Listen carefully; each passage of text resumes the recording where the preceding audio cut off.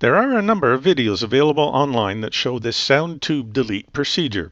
This is my take on the removal and my reasons behind deleting it on my MX-5 ND.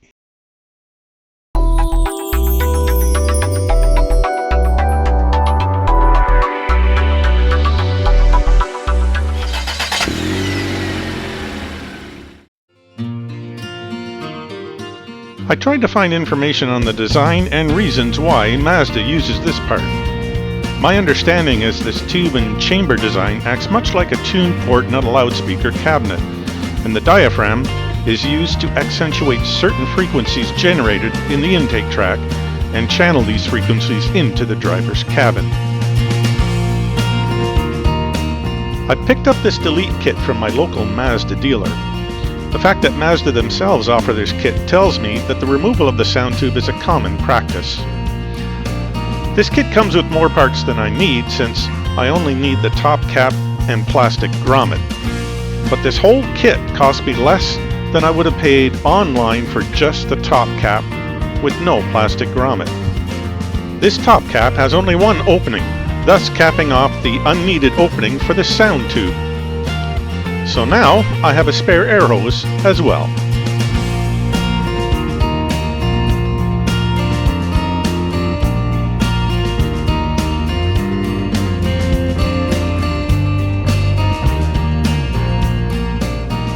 So here is the original top cap with the two openings and the rest of the sound tube. These are views of the cabin end of the tube system where it enters the firewall.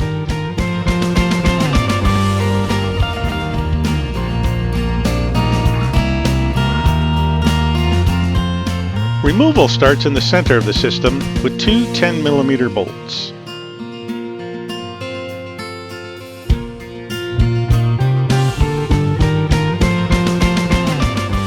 I will reinsert these bolts and tighten them to ensure that they do not go missing in case the sound tube ever gets reinstalled by the next owner of the vehicle.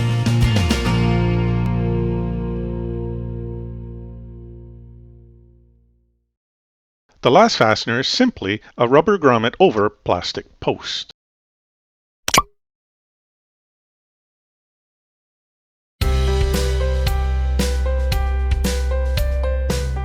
Here, the intake side of the rubber tube is removed from the top cap.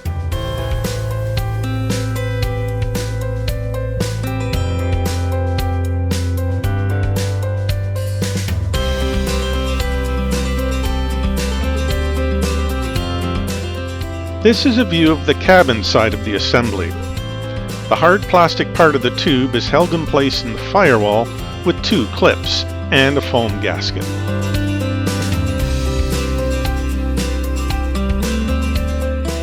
Removal of the hard plastic tube requires some twisting, and this method is aided by removing the front soft rubber part of the system.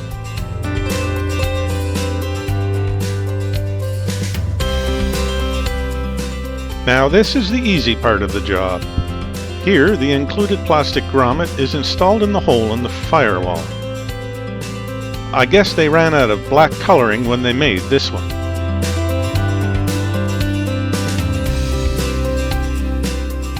The next step just requires switching out the old top cap for the new one. It seems that my OCD got the better of me, and since I was in this area, I decided to remove and properly clean and condition the soft rubber air tube that runs between the airbox and the throttle body.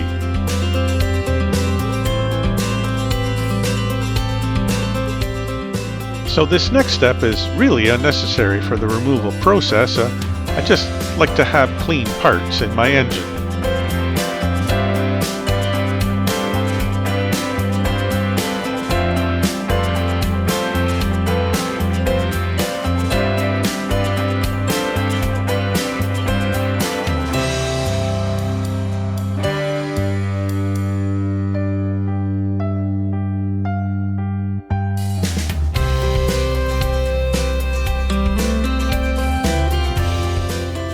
I'm using a rubber conditioner that I picked up at my local car care center that I use on all the rubber products on this car.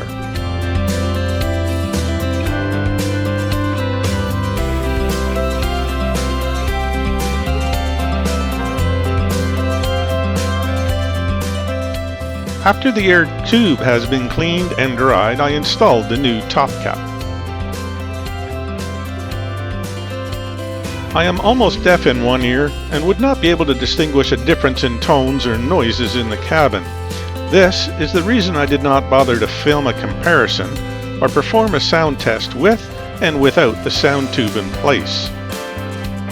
I'm removing this sound tube simply because I did not want to have a piece of hard plastic deteriorate in my engine bay due to the repeated heat and cool cycles.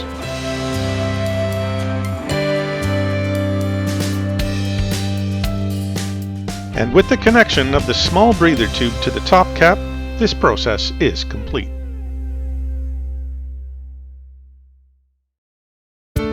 So here is the removed sound tube.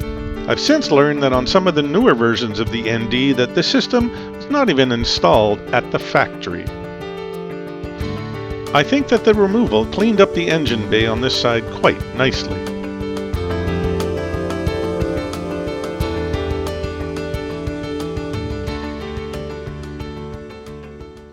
Thank you for joining me today behind the red door.